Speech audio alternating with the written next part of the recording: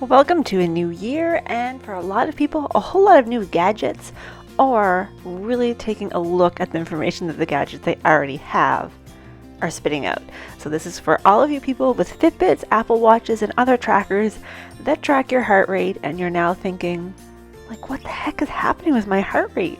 What is going on here? Am I about to die, or am I okay? I'm going to answer your questions in today's episode. You're listening to the Wellness Simplified podcast. Simple wellness tips to help you improve your life without turning it upside down. With your host, award-winning fitness instructor, nutrition coach, and wellness expert, Susie Fevens. In the past 5 or 6 days, I have received a couple different messages from different friends asking me questions about their heart rate. So I thought, thank you for the free podcast idea. We'll just record a podcast on it. So I thought that we would talk about this because it's something that a lot of people are probably now starting to look a little bit more at and maybe don't know what they're looking at. And part of the reason for that is because the information you get is just standalone information. And Fitbit may tell you what your resting heart rate is. It doesn't really tell you whether that's good or that's bad or what you should think of that information. It's just like, here it is. So let's talk a little bit about heart rates, shall we? First of all, resting heart rate. What is your resting heart rate? And you may think that you can just take your heart rate at any time when you're at rest, and that would be your resting heart rate. But it isn't. It's an average over the course of the day and especially at night. So the first thing you need to know about resting heart rate, especially if you're getting it from a device like an Apple Watch or a Fitbit, is if you don't wear your watch at night, your resting heart rate information is going to be inaccurate because it takes those overnight readings play a large factor in calculating your resting heart rate, because when are you most at rest? When you're asleep. So if it doesn't have that data, it can only pull from the data that it does have. And during the day, even if you're not particularly active, sitting at a desk, your heart rate is going to be higher than it is when you're laying down asleep. So if you don't wear your tracker at night, know that your heart rate, your resting heart rate data is going to be a bit skewed. It's going to show that your resting heart rate is really higher than it probably is. On that note, let's just point out the fact that these trackers are not perfect. Some people will say that they are vastly inaccurate.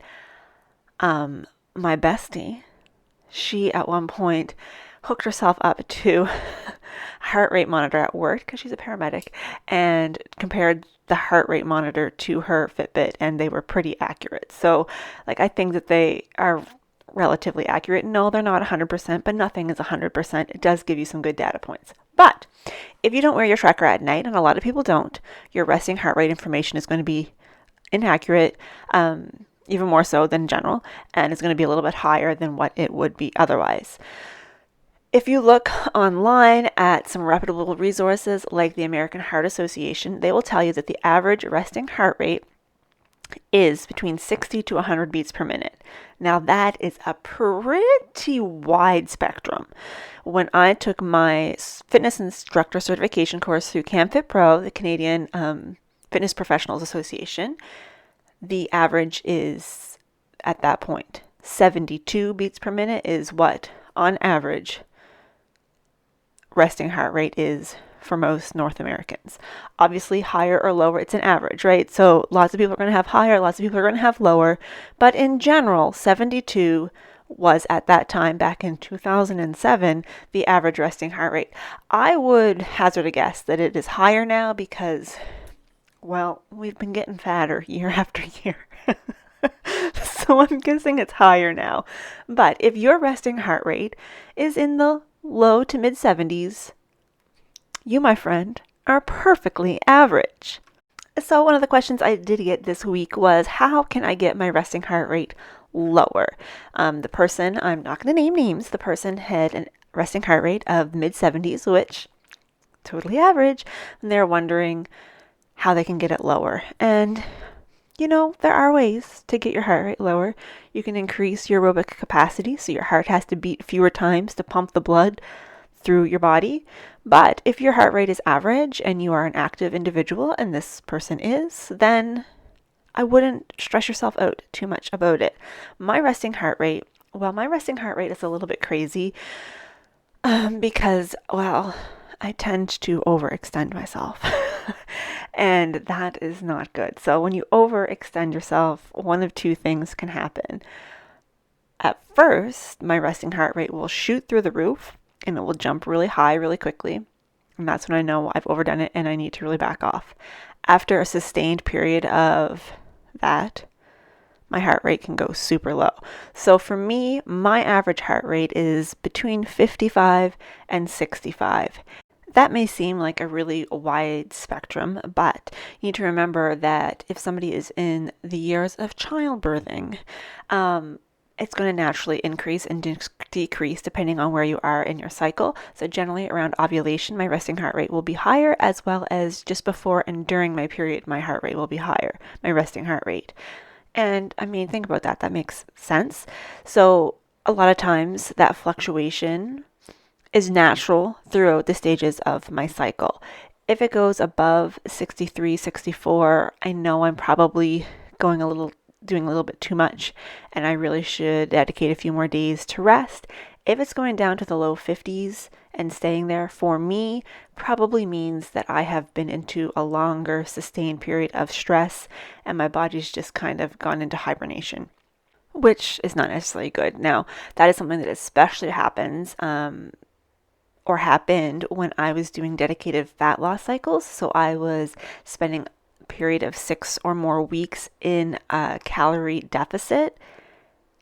My resting heart rate would go down, down, down. There was times where it was like 45, and that was because I was like going offline is the best way to explain it. You know, when your cell phone, when the battery power gets down to a certain level, it'll say that it's going into power save mode or whatever it is, and not everything is available anymore. That's sort of where I was. Like my body's like, okay, well, we do not have enough calories to sustain normal function here, so we're going to start putting things offline.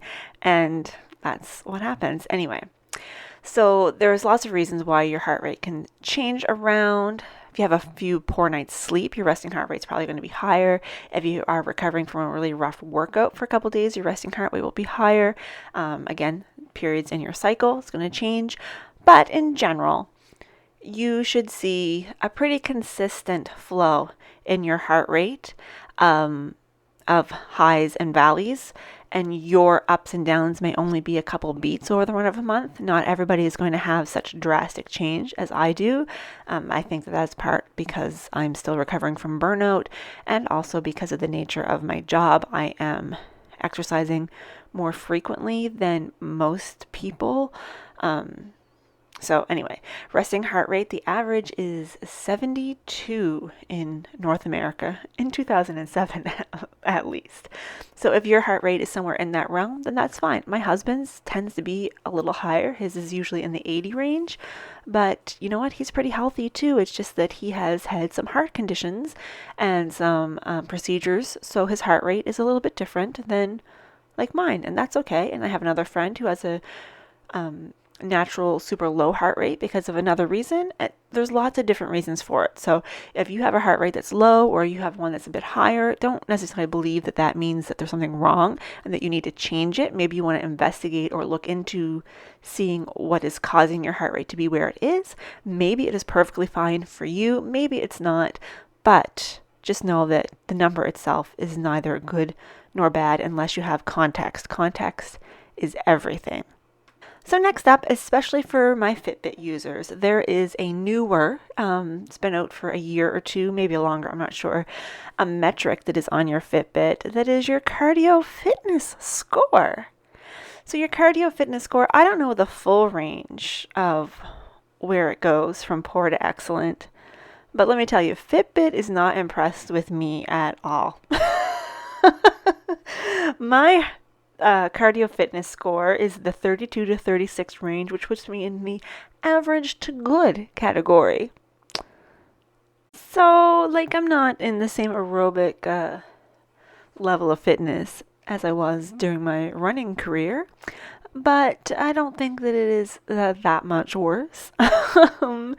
I mean, I teach fitness classes, Zumba toning, things that I have to do cardio while speaking at the same time. These are not easy things, but my Fitbit is not overly impressed with me at all. So take those readings with a grain of salt. Like, I don't know what I'd have to do to get up to the good to very good category. Like, I have no idea what they want from me. I frequently max out my active minutes for the month or for the week by Tuesday afternoon. So I don't know. Anyway, so don't put too much value in some of these readouts because I still don't know what the context of that is. But you know what? Average to good. That's good enough. Like, I'm not going to kill myself to get it higher. I don't know what they want. I don't know what they want. And then the next question was regarding just heart rate in general. Like, how much should it change throughout the day if you're not exercising? So another friend sent me a message and said, like, my heart rate is going crazy, like up over 100 when I'm just moving around. Like, it's just going all over the place, and I don't know if I'm dying or if this is normal. I just don't know. I said, you know what? It's pretty normal. Think about it. If you're just sitting at your desk working away for an hour or two and you stand up and immediately start walking, think how much has to happen inside of your body in a very quick period of time. Sure, the blood is flowing throughout your body all the time. You have to have oxygenated blood, whether you're moving or not. But if you are walking, you need to have that moving more quickly. You need to have that oxygen being delivered to your lower body so that you can power that movement. So yeah, your heart rate's going to have to go up pretty quickly. Stress, we know stress brings our heart rate up. Sugar, caffeine, alcohol, like there's lots of things that can increase your heart rate. And it's really normal for at the end of a day for you to look at your cardio zones. Again, I'm not 100% sure how the Apple Watch works. I'm only familiar with the Fitbit. But if you look at your steps readout or your activity readout, it'll show you like how many minutes you were in the cardio zone or how many minutes you were in the fat burning zone. I can't remember what the other one is off the top of my head.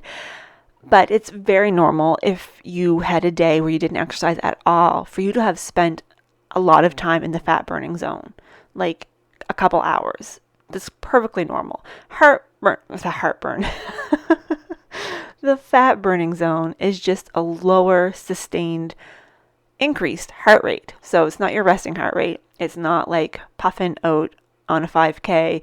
It's the middle ground. You know, back in the 80s and 90s when they were always trying to encourage you to stay in the fat burn zone because you're going to burn more calories from fat. Remember all that nonsense and how really we're always burning a mixture of fat and carbs. It's just the percentage of each. So you're better off doing a harder workout if you're more concerned about calorie. Anyway, we're not going to get into that. That's a whole other topic for another day.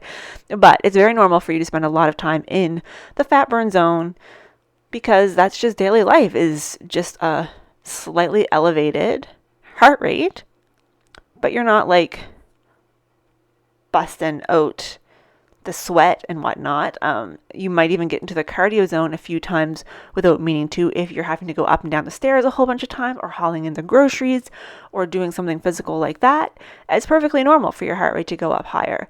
The only time you really want to be concerned is if you're not exercising and you're spending a lot of time in the cardio zone, not the fat burn zone, but the cardio zone, because that means that your heart rate is extraordinarily elevated compared to your resting heart rate.